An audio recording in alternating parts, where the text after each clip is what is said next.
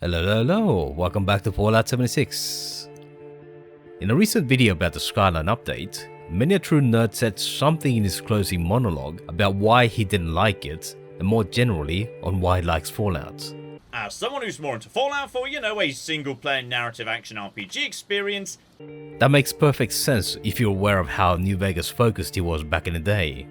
And Fallout players that like New Vegas tend to also like those aspects, so it all makes perfect sense. The interesting thing is that I kind of fall into a similar bucket. Not exactly the same, but similar. That's exactly why I dismissed Fallout 76 when I first came across it. How would complex quests work in an online multiplayer game? Why would you want to play with other people? And how the hell would PvP even work with VATs? An extra bit of irony is that when he started playing Fallout 76, I actively avoided watching his videos on the game. Not just not watching, but I ended up not watching his channel at all for that time. Like I said before, I just wasn't interested in Fallout 76.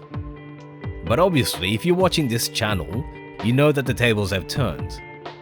Now I'm making videos on Fallout 76, but many a true nerd is quote-unquote not interested in Fallout 76. That's quite the change, and you'd be right to ask what the hell happened.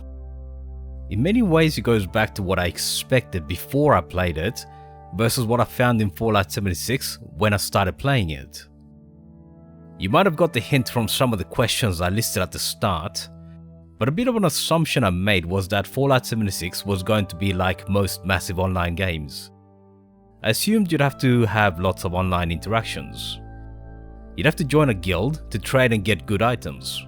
You'd have to schedule and participate in your guild's activities. And you'd have to be part of groups to enjoy or even access the good content. Basically, you need to be an active participant in the online community. But that's the opposite of why I play games. I'm not drawn to shiny prizes. The thought of the latest and greatest bit of gear with the best numbers is not particularly appealing to me. I dislike the idea of being forced to do things in games. I want to explore content in my own time and in my own way. But it turned out that Fallout 76 was closer to what I like than what I expected. While I want to compare it to New Vegas in terms of lore and content, it still has that Fallout feel. And once you understand how it works, it's a pretty casual game. Those two factors combined lead to what I'd call a comfortable game. The Fallout look and feel is what you might call familiar, especially if you're a Fallout 4 player. You have your super mutants, your raiders, your ghouls. It's all stuff you know.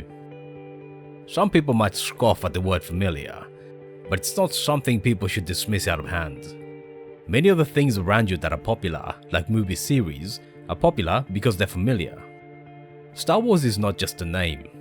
Any Star Wars product will draw eyeballs, even if it's terrible, just because it's Star Wars. And the same goes for Fallout and Elder Scrolls. Just the fact that a new game is a Fallout or an Elder Scrolls is enough to draw huge amounts of players. And Starfield sold loads when it released, just because it's a Bethesda game. The point is that in many ways, people who like Fallout will enjoy the look and feel of Fallout 76, even if they don't necessarily love everything about it. This is even more enhanced because the game is of a casual nature.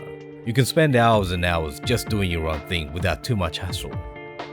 If you like exploring locations, then you can do that. If you like doing events, then you can do that. If you like building your camp, then you can do that. The casual nature of the game makes it easy to play, and the familiar setting gives players an emotional reward for playing it. It took me a little while to realize this, but one of the reasons why Starfield didn't succeed was that it lacked that familiar aspect. The gameplay was very similar to how Bethesda designs the games now, but it lacked that something. And that something was the familiar aspect. It just didn't have it because Starfield was a new franchise. But like I said before, Fallout 76 has both, and that makes it a very comfortable game to play. I know that some people are put off by the casual nature, and those tend to be the min-maxing type. I'd say that Fallout 76 is not for those type of players. But for those Fallout fans that just want a casual distraction from their daily routine, then Fallout 76 just fits the bill. You don't have to open a spreadsheet in order to play. A similar game in a different genre is Stardew Valley. It's not massively challenging, but the combination of the look and feel, the different activities, and not least of all the music, just makes for a game that you can turn on and get lost in. In many ways, Fallout 76 is the same for Fallout players that like it. It's the gaming equivalent of soul food. Not an amazing dish that you might find in a top-tier restaurant, but something hearty and homely that gives you a sense of comfort. And that's the reason why I play it, even though it's not the type of game I'd typically be drawn to. It just fits neatly into the niche it found itself in. But that's now being endangered. You might think that that's exaggeration and fear-mongering, but a lot of changes that have already happened or are being planned will erode the sense of comfort in favor of making the game more grindy. Look at the season system.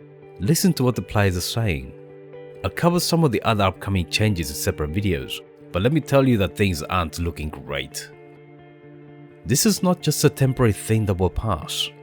We're getting to the point where people are starting to mentally turn away from Fallout 76. And let me remind you that for a Fallout fan, there's plenty of Fallout experiences to be had out there, like say Fallout London. Once players start to turn away from Fallout 76, it's going to be very difficult to bring them back. I'm not saying these things because I have some preference for the old scoreboards. To be honest, I generally didn't care about that. I never did things like Westech back then. I'm saying this because I'm seeing a slippery slope for Fallout 76. A game being comfortable is an ephemeral thing. It doesn't take much to break that combination of things that makes a game a comfort game. And once you lose that sense of comfort, players lose the reason why they play it. I'm saying these things because I'm seeing Fallout 76 headed down a path that leads to it shutting down.